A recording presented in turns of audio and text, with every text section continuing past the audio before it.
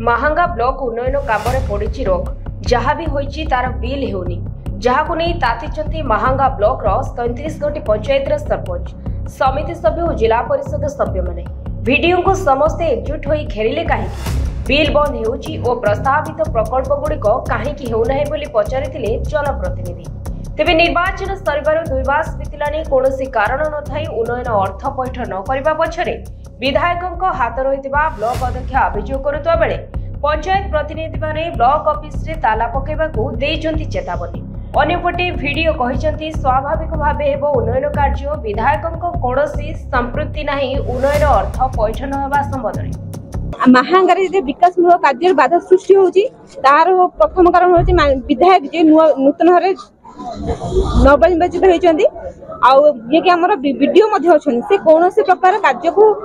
आरंभ ही करूना आमे 50 थर पचारला परे भी से गोटी कथा कहउचंदी कि आमे आज आरंभ करिवु काली आरंभ करिवु जो सरपंच जो पीएस मेंबर जो साधारण लोक काम करछन से माने मध्ये आज पर बिल मध्ये पाइ नांती जोटा कि आज रे एई हो हलर कारण होची से गोटे आ कोन पय पंचायत रे बिल सब अटके होई रहिछि आ कोन पय पंचायत रे कोनोसी काम मध्ये आरंभ होउनी तार कैफत वीडियो ही देबे आ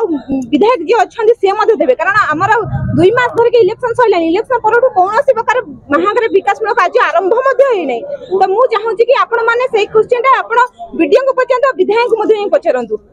एबे कोन डिस्कस बाहला आज आलोचना रे डिस्कशन आइडा हेले कि वीडियो एबे कहउचंती कि आमे आजिठु कार्य आरंभ करिवु बेली कि सेटा भी हमर तांको ऊपर विश्वास मध्ये नै कि से आजिठु आरंभ करिवु बेली कारण ए क्वेश्चन रो आंसर से 50 थर हमको देइसलेनी कि आमे आज करिवु काली करिवु सेटा भी आरंभ मध्ये करि नांती तो हमर एपन तो विश्वास होनी कि आज काम आरंभ करिवे कि नहीं जदी करा नते कोन करा जिवा आगामी दिन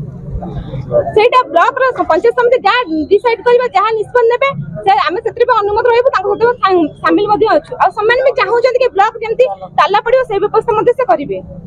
इलेक्शन करबा परठारु महांगे विकासमूलक कार्य बंद होइछि এবং जो कार्य होइछि तार अर्थ उठाण हेउनी एथिने कोन कहबे आपण मनार अभियोग आछि एथिने आपण कोन इलेक्शन बेले हमर जो कार्य हेतला इलेक्शन पूर्व हमर जेतिक बिल आसीथिला हमें समस्त कार्य पेमेंट कर देथि तापर हमें इलेक्शन कार्य रे व्यस्त थिलु तेणु आउ कोनोसी बिल आसी नथिला तेणु वर्तमान जेतबेले बिल आसुची ताको हमें पेमेंट करूछु रे काका बाकी 2 मास हे गेला 2 मास हे गेला परे हमर मैक्सिमम पेमेंट ला काम सरी गेला परे मिनिमम अछि किछि बिल आसीबा कथा धरतो रनिंग बिल हो कि कंप्लीशन बिल हो तेणु एबे देइछन्ती से बिल ताको हमें त्वरित भाबरे सटु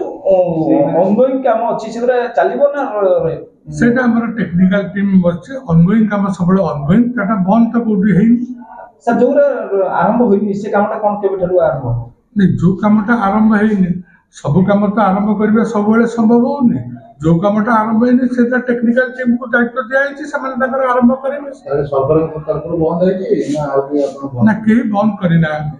जे कहतन जे वीडियो हम कोन लागत बिल बेले नै हम तो आज गुटे मीटिंग हेतिला हमर पीआरआई मेंबर थिले आज रे तो वीडियो कर किछि नाही 근데 वीडियो काहे कि बंद करिवे उनो से ताकर जहा जेमते रेगुलर वे रे काम करत से बळे बाबा कार्य करी ब्लॉक ऊपर प्रेशर पड़ जाई कि आपण प्रेशर पड़ो हमको सब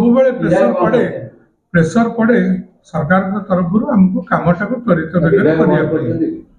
ना से कौन से प्रश्न नहीं तार उत्तर दबाटा समीचीन मन कर पुराना बिल बहुत बिल सर वर्तमान में बाकी पड़ नहीं बहुत बिल कहले आम पाखे तो बिल ही ना आज भी आम करम पाखे मात्र 8टी बिल अच्छी आम करूँ निर्वाचन 2 मास पर नूतन कार्य किसी आरंभ होनी कौन नूतन कार्य चली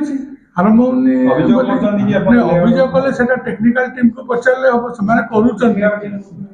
टेक्निकल टीम से आमे तो सब वीडियो हिसाब रे तेणु आमे से इंस्ट्रक्शन देछु त्वरित बेगर कार्य करिया